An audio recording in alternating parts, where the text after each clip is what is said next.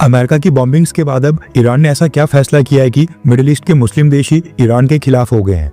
और बॉम्बिंग्स के बाद प्रधानमंत्री मोदी ने अचानक किसको टेलीफोन मिला दिया है। उसके बाद अमेरिका ने जो ईरान की 3 न्यूक्लियर साइट्स के ऊपर हमला किया है, इसको लेकर कई सारी कंट्रीज की तरफ से रिएक्शन आ गया है। Bharat, Pakistan, Britain, France, Russia, इनमें से कौन से देश ने क्या बोला है। और इसके अलावा भी काफी सारी इंपॉर्टेंट अपडेट्स आ रही हैं जो आपको मेन स्ट्रीम के न्यूज चैनल्स के ऊपर भी देखने को नहीं मिलेंगी, इसलिए इस वीडियो को एंड तक देखिएगा। सबसे पहले तो आप ये मैप देखिए।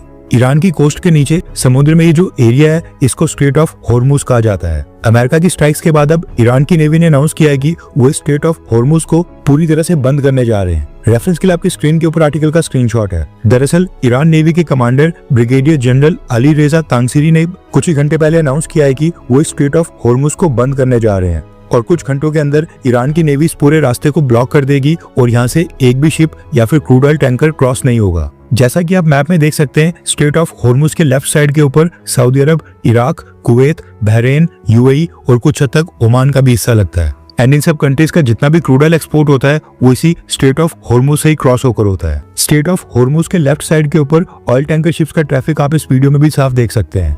कितनी बड़ी संख्या में क्रूड ऑयल और नेचुरल गैस के टैंकर शिप्स यहाँ से क्रॉस हो रहे हैं। इसलिए ये जो स्ट्रेट ऑफ हॉर्मुज है जिसको ईरान की नेवी बंद कर रही है, ये इन सभी मुस्लिम कंट्रीज के लिए काफी इंपॉर्टेंट है, क्योंकि क्रूड ऑयल इंपोर्ट करने वाले देश तो दूसरी किसी सेलर से ऑयल एंड गैस परचेज कर लेंगे, लेकिन इन कंट्रीज के एक्सपोर्ट के ऊपर काफी असर पड़ेगा, जो कि पूरी तरह से क्रूड ऑयल और नेचुरल गैस के एक्सपोर्ट के ऊपर डिपेंडेंट है। ईरान इसको इसलिए ब्लॉक कर रहा है क्योंकि रीजन में ये जितने भी मुस्लिम देश हैं, सऊदी अरब, इराक, कुवैत, बहरीन, यूएई और कुछ हद तक ओमान, इन सभी कंट्रीज में अमेरिका के मिलिट्री बेसिस हैं एंड अमेरिकन ट्रूप्स की प्रेजेंस यहाँ पर पिछले काफी लंबे सालों से और कई दशकों से। इनडायरेक्टली ये सभी अमेरिका के एलाइज की तरह काम करते हैं। और दूसरा कारण ये है कि स्ट्रेट ऑफ हॉर्मुज से वर्ल्ड का 20% क्रूड ऑयल क्रॉस होता है। ये रास्ता अगर बंद हो गया तो क्रूड ऑयल और नेचुरल गैस की कीमतें इंटरनेशनल मार्केट में तेजी से बढ़ जाएंगी, वर्ल्ड इकोनॉमी में अनसर्टेनिटी बढ़ेगी, गुड्स के प्राइसेस बढ़ेंगे एंड इकोनॉमिक रिसेशन का खतरा बढ़ेगा। और इससे ईरान को कोई फर्क नहीं पड़ता है, क्योंकि अमेरिका ने तो पहले से ही ईरान के क्रूड ऑयल और ईरान के गैस एक्सपोर्ट करने के ऊपर सैंक्शंस लगा के रखे हुए हैं। ईरान ने आज से पहले भी कई बार ये धमकी दी है कि वो स्ट्रेट ऑफ हॉर्मुज को बंद कर देंगे, लेकिन ये देखना इंटरेस्टिंग होगा कि क्या ईरान इस बार सच में इस रास्ते को ब्लॉक करता है या ये फिर केवल एक धमकी थी। एंड अगर ईरान इस स्ट्रेट ऑफ हॉर्मुज को ब्लॉक करता है तो फिर अमेरिका और इजराइल का अगला स्टेप क्या होगा वो भी काफी इंटरेस्टिंग होगा, क्योंकि उनके एक्शंस और उनके हमले के कारण ही मिडिल ईस्ट के बाकी देशों को प्रॉब्लम हो रही है और इस रास्ते के ब्लॉक होने से अफेक्ट होने वाली हैं। फॉर एग्जाम्पल, ये जो स्ट्रेट ऑफ हॉर्मुज है, यहाँ से भारत का 30 से 40% क्रूड ऑयल क्रॉस होता है। भारत, इराक, यूएई, कतर और सऊदी अरब से जो क्रूड ऑयल और नेचुरल गैस इंपोर्ट करता है वो इसी रास्ते से क्रॉस होकर भारत आती है।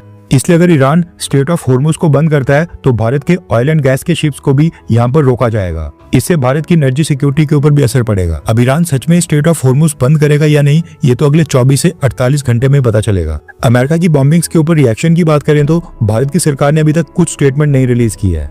ये वीडियो दिन के 4 बजे के करीब रिकॉर्ड हो रही है एंड अभी तक भारत के विदेश मंत्रालय ने इसके ऊपर कोई बयान नहीं दिया है। लेकिन अभी कुछ ही मिनट पहले भारत के प्रधानमंत्री मोदी जी ने दिन में 3 बजे के करीब ईरान के प्रेसिडेंट के साथ टेलीफोनिक कन्वर्सेशन की है, जिसको लेकर प्रधानमंत्री मोदी ने ट्वीट करके जानकारी दी है। प्रधानमंत्री मोदी ने कहा कि मैंने ईरान के प्रेसिडेंट के साथ वर्तमान स्थिति के ऊपर डिटेल में चर्चा की है। रिसेंटली जो सिचुएशन एस्केलेट हुई है, तनाव बढ़ा है, इसके ऊपर भारत की तरफ से गहरी चिंता व्यक्त की है।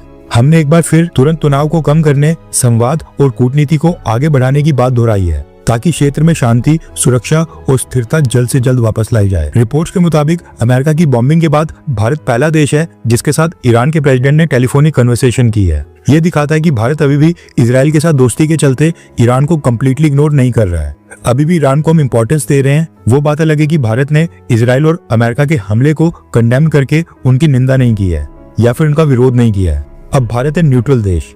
ऐसे में हो सकता है कि ईरान भारत से मदद मांग रहा हो सकता है कि भारत ने स्ट्रेट ऑफ हॉर्मुज और चाबार पोर्ट में खुद के इंटरेस्ट सिक्योर करने के लिए कॉल की हो, या फिर हो सकता है कि भारत बैकएंड के ऊपर मीडिएशन का रोल प्ले करने की कोशिश कर रहा हो।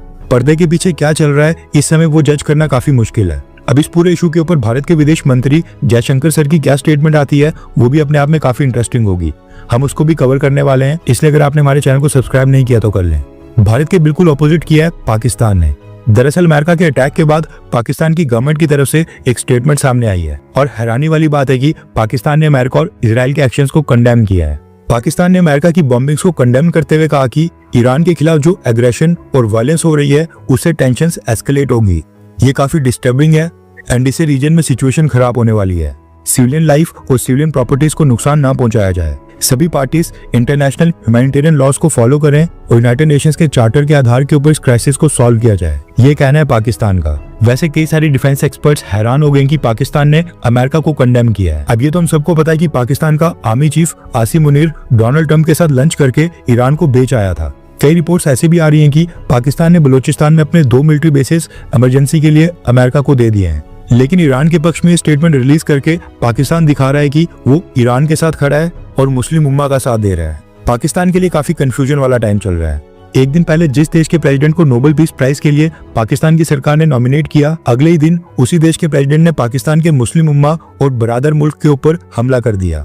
जब से Pakistan army chief Asim Munir America जाकर डोनाल्ड ट्रंप के साथ मिला है, उसके बाद से पाकिस्तान के मिनिस्टर्स और मीडिया चैनल्स पिछले 2-3 दिन से लगातार ये क्लेम कर रहे थे कि आसिम मुनीर ने ईरान और अमेरिका के बीच मीडिएटर का रोल प्ले किया है और अमेरिका को ईरान के ऊपर हमला करने से रोक दिया है। पाकिस्तान के डिफेंस मिनिस्टर तक ने अरब न्यूज के साथ इंटरव्यू में एक्सेप्ट कर लिया कि पाकिस्तान में डेमोक्रेसी नहीं है बल्कि एक हाइब्रिड रजीम है, जिसमें गवर्नमेंट और मिलिट्री एस्टेब्लिशमेंट ये दोनों मिलकर काम कर रहे हैं और ये पाकिस्तान के लिए वंडर्स कर रहा है, यानी कि पाकिस्तान को इसमें सफलता मिल रही है। अमेरिका की बॉम्बिंग्स के ऊपर बाकी देशों के रिएक्शन की बात करें तो रशिया और चाइना ने एज यूजुअल इसका विरोध किया है। ब्रिटेन ने अमेरिका को फुली सपोर्ट करते हुए कहा कि ईरान डायलॉग के रास्ते के ऊपर और नेगोशिएशन टेबल के ऊपर आ जाए और इस पूरी सिचुएशन का डिप्लोमेटिक एंड निकाला जाए। यूरोपियन यूनियन ने भी कहा है कि ईरान के पास न्यूक्लियर वेपन्स नहीं आने चाहिए, लेकिन सिचुएशन को और एस्केलेट भी नहीं किया जाए और सब टेबल के ऊपर बैठकर बातचीत करें।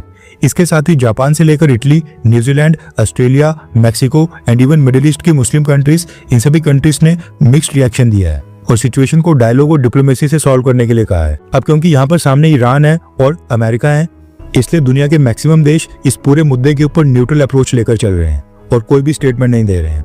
इसके अलावा वेनेजुएला और क्यूबा, ये 2 देश हैं जिनके अमेरिका के साथ अच्छे रिलेशंस नहीं है, इसलिए इन दोनों देशों ने अमेरिका की बॉम्बिंग्स को कंडेम किया है और अमेरिका की आलोचना करते हुए का साथ दिया है। ईरान के सुप्रीम लीडर आयतुल्लाह खामेनेई को लेकर न्यूज निकल कर आ रही है कि ईरान ने उसको अननोन लोकेशन के ऊपर बंकर्स के अंदर छुपा दिया है और एक भी इलेक्ट्रॉनिक डिवाइस उस बंकर के अंदर जाने की परमिशन नहीं दी जा रही है। ईरान को डर है कि लेबनान में पेजर अटैक्स की तरह किसी इलेक्ट्रॉनिक डिवाइस की मदद से ही इजराइल खामेनेई को असैसिनेट कर सकता है या फिर आयतुल्लाह खामेनेई की पिन पॉइंट लोकेशन के कोऑर्डिनेट्स लीक हो सकते हैं। इसलिए इलेक्ट्रॉनिक डिवाइसेस को आयतुल्लाह खामेनेई के आसपास भी लाने की परमिशन नहीं दी जा रही है। ये डर है इजराइल का। नेक्स्ट अपडेट आ रही है भारत और इजिप्ट को लेकर। दरअसल इजराइल के पड़ोसी देश इजिप्ट के विदेश मंत्री डॉक्टर बदर अब्देलाती 2 दिन के बाद भारत की यात्रा पर आने वाले थे। अब उन्होंने भी अनाउंस किया है कि रिसेंट डेवलपमेंट्स के कारण वो फिलहाल के लिए भारत की विजिट को कैंसिल कर रहे हैं और जल्दी वो भारत आने की नई डेट्स को रिलीज करेंगे। नेक्स्ट अपडेट आ रही है भारत और चाइना को लेकर। दरअसल न्यूज निकल कर आ रही है कि चाइना में एससीओ देशों के नेशनल सिक्योरिटी एडवाइजर्स की भी मीटिंग होने जा रही है, जिसमें सभी देश सितंबर महीने के एससीओ समिट का एजेंडा तय करने वाले हैं। न्यूज निकल कर आ रही है कि भारत के national security adviser sir Ajit Doval इस मीटिंग को अटेंड करने के लिए चाइना जा रहे हैं। अजीत डोवाल सर को चाइना भेजने की न्यूज अर्जेंट समय में आई है, क्योंकि आज से ठीक 2 दिन के बाद 24 जून को ये मीटिंग स्टार्ट होनी है और 26 जून को एंड होगी, जबकि एससीओ कंट्रीज के डिफेंस मिनिस्टर्स की मीटिंग 25 जून से लेकर 27 जून तक चलेगी। उसमें भी भारत के डिफेंस मिनिस्टर राजनाथ सिंह जी वहां पर प्रेजेंट होंगे। अब क्योंकि अमेरिका और डोनाल्ड ट्रंप एडमिनिस्ट्रेशन भारत के अगेंस्ट कई सारे स्टेप उठा रहे हैं, इसलिए भारत को चाइना का ऑप्शन खुला रखना पड़ रहा है। बस यही रीजन है रिसेंटली भारत और चाइना के बीच एंगेजमेंट्स काफी बढ़ रही हैं और भारत के मिनिस्टर्स और डिप्लोमेट्स लगातार चाइना जा रहे हैं। हर 24 घंटे के अंदर जियोपॉलिटिक्स में बड़े फेरबदलाव और उलटफेर हो रहे हैं और भारत के लिए नए चैलेंजेस आ रहे हैं। कोई देश अपने फैसले से पलट रहा है तो कोई देश ब्लैकमेलिंग के ऊपर उतर आया है। सभी देश एक दूसरे को नीचे लगाने की कोशिश कर रहे हैं। इन सब के बीच हमारा भारत किसी भी देश से पीछे न रह जाए, इसके लिए मोदी सरकार लगातार कोशिशें कर रही है। एंड भारत की foreign policy, defence news, economy और ग्लोबल अफेयर्स का सही एनालिसिस और एक सब्सक्राइब ये सुनिश्चित करेगा कि आप किसी भी इंपॉर्टेंट अपडेट को मिस ना करें।